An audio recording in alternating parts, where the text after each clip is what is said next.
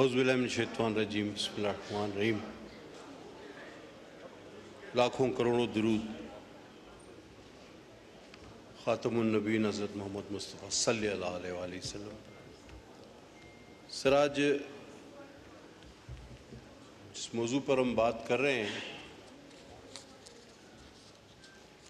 इंतहाई हसास और पूरी जिम्मेदारी से मैं कह सकता हूँ कि हर मुसलमान, चाहे वो बहुत नमाजी परहेजगार हो या कलमा गो हो, सिर्फ उन सबको इस मसले पर उतना ही जोश, उतना ही गम और उतना ही गुस्सा होता है जितना कि किसी आलिम फाजिल को हो सकता है। सर, सबसे पहले तो ये बात बता दी जाए कि देखें, अगर किसी को सज़ा देने का हक नहीं है, और ये बात ठीक है, तो किसी को ऐसे फैसले देने का हक भी नहीं है कि लोग खुद सजाएं देने पे तैयार हो जाएं। ये आप भी जानते हैं, मैं भी जानता हूं, ये ऐवान भी जानता है कि कुछ ऐसी चीजें हैं जिन पर हम अपने जज्बात पर काबू नहीं रख पाते,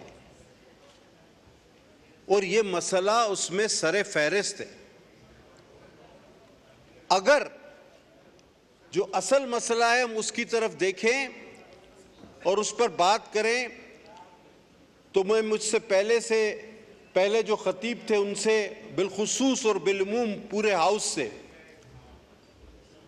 ये बात कहना चाहूंगा कि दरअसल फितना कहां है?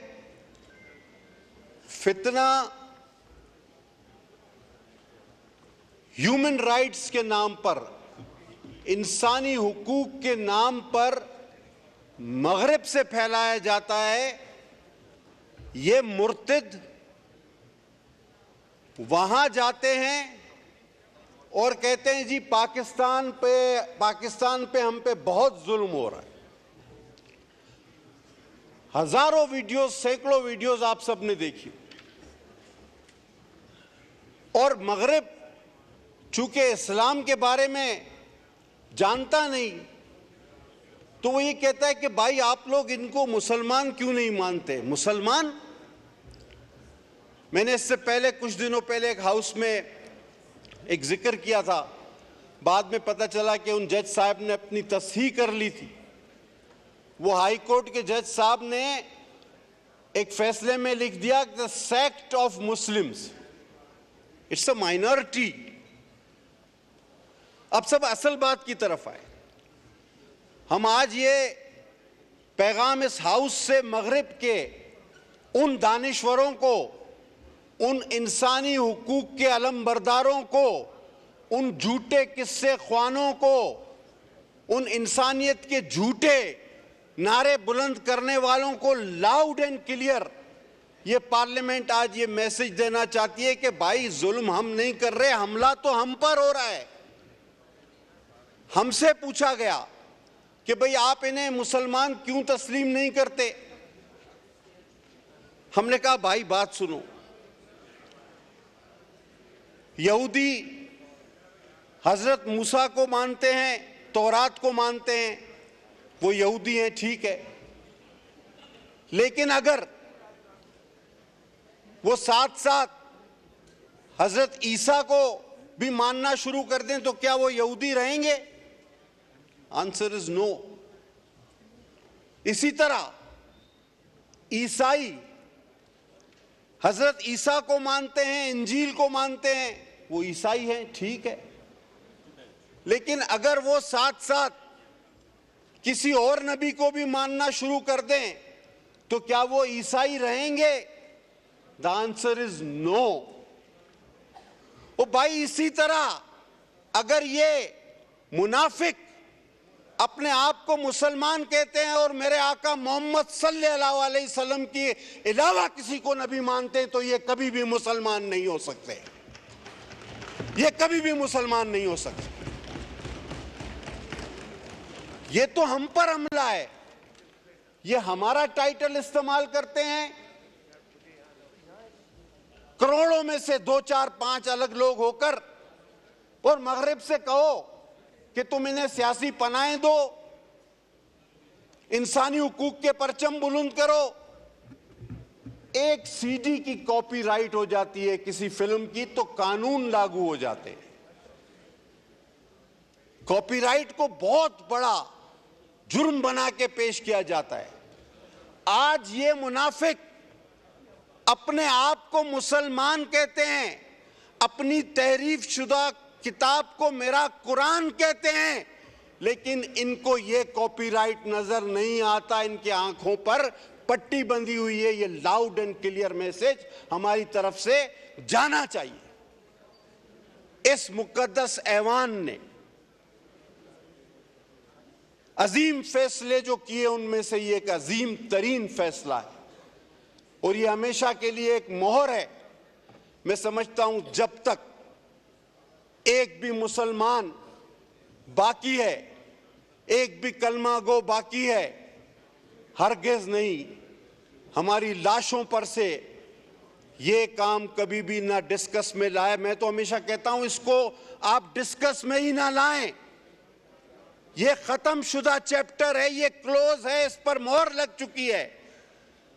एक सवाल कि ये मुर्तद, आपको शायद पता ना हो, मैं एक बात, शायद अगर जिन लोगों को पता ना हो, मैं एक बात का उनके इल्म में इजाफा करूं कि ये अपनी उन किताबों का ये मुर्तद जो अपने आप को पता नहीं क्या कहता है, मैं तो वो लफ्ज भी इस्तेमाल नहीं करता, ये अंग्रेजी में तर्जुमा नहीं कराता। इदरी साहब, पता है आप क्यों? बहुत कम लोगों को पता है कि ये अपनी जो उसकी मिर्जा मुर्तिद की लिखी हुई किताबें हैं उसका अंग्रेजी में तर्जुमा नहीं कराते, क्योंकि नाऊजुबिल्लाह नाऊजुबिल्लाह नाऊजुबिल्लाह मैं दोहरा नहीं सकता जो इस मुर्तिद ने उन किताबों में दीगर अंबिया और शोहदाए करबला, जिनके अब मज़ारात पे मैं आगा साहब और शगुफ्ता हाजिरी देने गए, वो शहजादे जन्नत के जिनके लिए हुजूर सल्लल्लाहु अलैहि वसल्लम अपने सजदे तवील कर देते थे, तो वहां भी कुछ लोग कहने लगे कि पता नहीं आप किस फिरके से हो, इस फिरके से हो। फतवे ना दें, लेकिन मैं चाहता हूं ऐसा माहौल भी पैदा न करें कि हम मुसलमानों की सबसे बड़ी दौलत हमारा ईमान और आका नामदार खातमुन नबीन पर ईमान है। वो खातमुन नबीन है, हज़रत मोहम्मद मुस्तफ़ा सल्लल्लाहु अलैहि वसल्लम आखिरी नबी थे, हैं और रहेंगे जब तक भी एक मुसलमान बाकी है, उसकी सांस में सांस बाकी है। न इस मसले को छेड़ा जाए, न इस मौजू को छेड़ा जाए। अगर फिर खून खराबा हुआ, लॉ मिनिस्टर साहब आपने बहुत अच्छी बात की, लेकिन साथ साथ इन जजों को बताएं कि ये फितना तुम पैदा कर रहे हो, ऐसे फैसले दे के हम नहीं। ये फितने नहीं होने चाहिए, यहां तक तो मैं आपके साथ हूं, लेकिन फितना पैदा करने वाले को कितनी बड़ी सजा मिलेगी, एक बार फिर माशाल्लाह खड़े होकर ये भी बता दीजिए कि जो इस 25 करोड़ आवाम में फितना पैदा करता है, जो पता नहीं कितनी लाखों में तनख्वाहें लेकर इस कौम को अपनी कलम के जरिए इस आग में झोंकना चाहता है, हमारे ईमानों पर ज़र्ब लगाना चाहता है, हमारे जज्बात पर खेलना चाहता है, उसको कितनी बड़ी सजा हम देने जा रहे हैं, यह भी पता होना चाहिए जी। लिहाजा मैं सर स्पीकर साहब आपसे दरख्वास्त करूंगा, मैं 10 बस में अपने भाइयों से अपील करूंगा, कोई कमेटी ना बना, आका आखिरी नबी है, मेरा ईमान है, हम सबका ईमान है, इस मसले को दोबारा पेचीदा और डिस्कस करने की कोई जरूरत नहीं। हाँ, एक कमेटी बनाओ कि जो इस किस्म के फैसले देते हैं जिससे अवाम में बेचैनी, इंतशार और फितना फैलता है, उन लोगों की क्या सजा होनी चाहिए, और आर्टिकल को अगर रीराइट किया गया और आर्टिकल को अगर रीराइट किया गया तो क्या वो आर्टिकल 6 के जुमरे में आता है या नहीं आता, यह भी बताया जाए। क्योंकि आईन में तहरीफ तो फिर आर्टिकल 6 आपके पास ऑलरेडी मौजूद है और उसकी सजा मौत है। तो मैं इस हाउस से, आपके तवज्जुह से, अपनी तमाम जमातों के साथ मिलकर एक लाउड एंड क्लियर मैसेज भेजना चाहता हूं। चाहे कितना ही लंबा काला कोट आप पहन लो, चाहे कितने ही लोगों को आपने फांसी पर चढ़ा दिया हो, आप हमारे ईमान पर हमला मत करो, हमारे ईमान पर खुदा के वास्ते हमला मत करो। हजरत मोहम्मद मुस्तफ़ा सल्लल्लाहु अलैहि वसल्लम की जो शान है वो हमेशा रहेगी, तुम कुछ नहीं कर सकते। बहुत शुक्रिया जनाब। प्रोफेसर गफूर हैदरी साहब।